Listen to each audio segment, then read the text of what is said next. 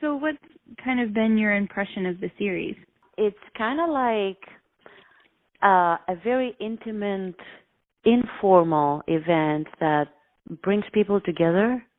So basically, it reminds me of you remember the old times that back in the like 17th, 18th century with all the famous classical music composers that they were gathering like in salons or like at the court or like in big houses, and they were like giving recitals and people would like interact with them, join them, talk with them, discuss.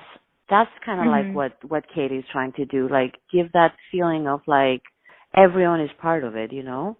As a musician, on that side of it, instead of being on the audience side, does that add to the performance for you to be able to interact with the audience in that way?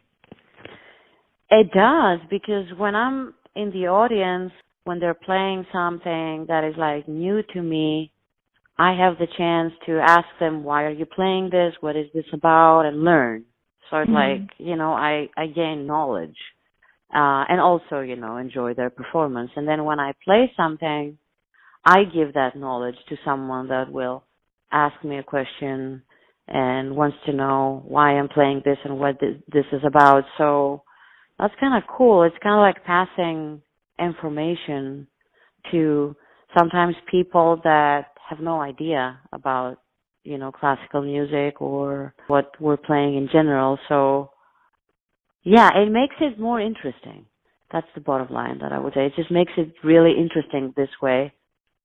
So what do you think the Trillium series adds to the music community of Northwest Arkansas? Well, it connects people easier, that's for sure. Besides the fact that, you know, as I said, it gives a lot of knowledge and information to people that don't have a lot to do with classical music, or it doesn't have to be classical. It can be jazz or any other style of music, and they don't have the chance to witness that or hear that music. It gives them the chance to be in a space that is kind of like informal, so they're not feeling that they're like isolated from the performer. They feel like a part of the entire thing. What is it that you enjoy about the way the piano and the cello sound together? Well, first of all, my second favorite instrument after piano is cello. So I have a weakness for that. I love the sound. It's just kind of like the ultimate string instrument sound for me.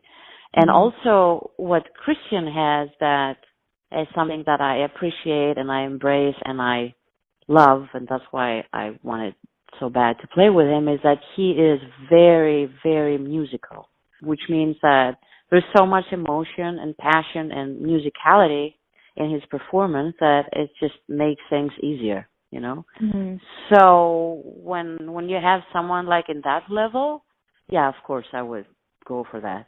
Do you feel there's something in classical music, either for you as the listener or you as the performer, that really doesn't exist in other music styles? Well, that's a huge topic.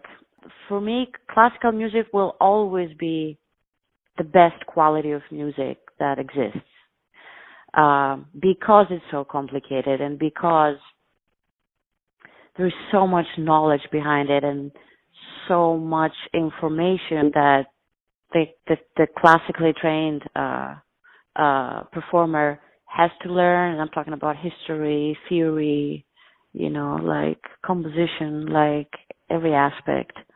On the other hand, I'm not one of those people, kind of like the old school, old-fashioned classical music minds that are like stuck with, no, this is what it is, we're never going to change it, you know, and all this kind of like rules. Like I do like breaking the rules. I do like changing it. I do like making it more modern. Like it can change just because it's a music that it was like 16th century, 17th century, 18th century, you know. It doesn't mean that it cannot evolve. I like that evolving part a lot.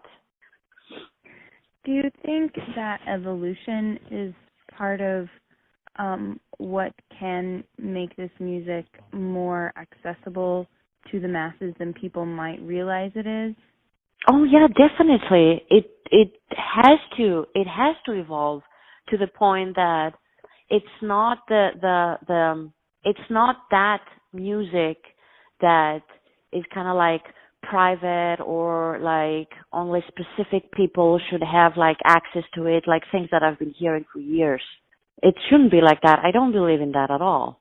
It should expand, it should evolve, it should be accessible and easy to everyone. Everyone should be able to figure out what's going on. It shouldn't be just for like a specific group of people. Mm-hmm. That makes it like an elitist, mentality that I don't appreciate at all. Mm-hmm. And part of why it's still kind of like secluded and isolated, it's because of that mentality that a lot of like older generation people, old fashioned, are still trying to keep. And I don't agree with that at all. Mm-hmm. It should be accessible to everyone. That's why, and then now we go back to Trillium, that's why what Katie is doing is really great. Because she's like invites everyone, there are no restrictions. She doesn't say like, oh, you need to have knowledge for that. So, if you know anything about classical music, then you should come. No, of course not. Or, the fact that it's free. Everyone should come here and be like, what is this? Like, who is this composer? Oh, so that's what Beethoven is about, or that's what Chopin is about, So mm-hmm. I totally believe in that.